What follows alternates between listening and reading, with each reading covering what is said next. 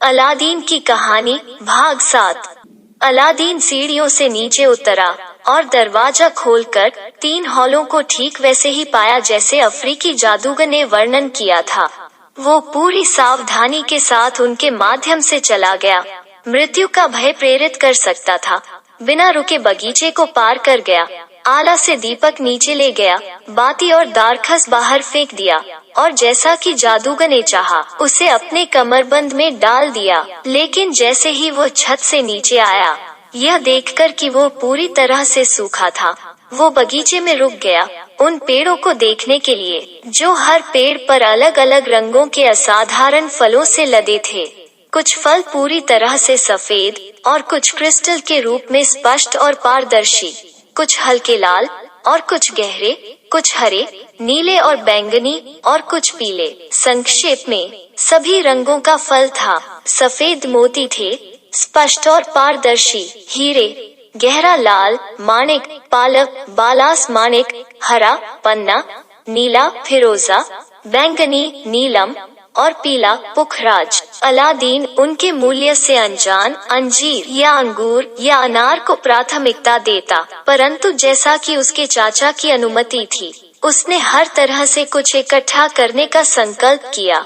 उसके चाचा द्वारा उसके लिए कपड़ों के साथ खरीदे गए 2 नए पसों को भरने के बाद उसने अपनी बनियान की स्कर्ट में कुछ लपेट लिया और अपनी छाती को जितना हो सके उतना भर दिया। अलादीन इस प्रकार अपने आप को धन से भरा हुआ था जिसका वो मूल्य नहीं जानता था। 3 हॉल के माध्यम से अत्यंत सावधानी के साथ लौटा और जल्दी गुफा के मुहाने पर पहुंचा, जहां अफ्रीकी जादूगर ने अत्यंत अधीरता के साथ उसका इंतजार किया। जैसे ही अलादीन ने उसे देखा, वो चिल्लाया, प्रार्थना, चाचा, मेरी मदद करने के लिए मुझे अपना हाथ उधार दो, मुझे पहले दिया दो। जादूगर ने उत्तर दिया, यह आपके लिए परेशानी का सबब होगा। वास्तव में चाचा, अलादीन ने उत्तर दिया, मैं अभी नहीं दे सकता, लेकिन दे दूंगा जैसे ही मैं ऊपर आऊंगा।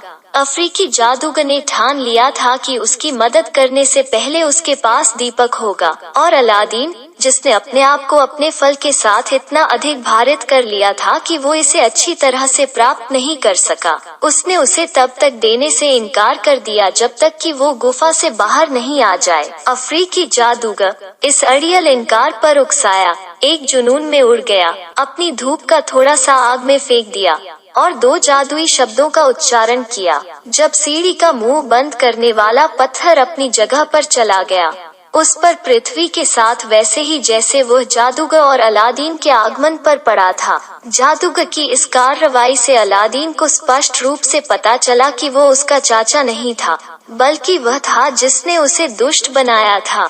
सच्चाई यह थी कि उसने अपनी जादुई किताबों से इस अद्भुत दीपक का रहस्य और मूल्य सीखा था, जिसके मालिक को किसी भी सांसारिक शासक से अधिक अमीर बनाया जाएगा, और इसलिए उसकी चीन की यात्रा थी।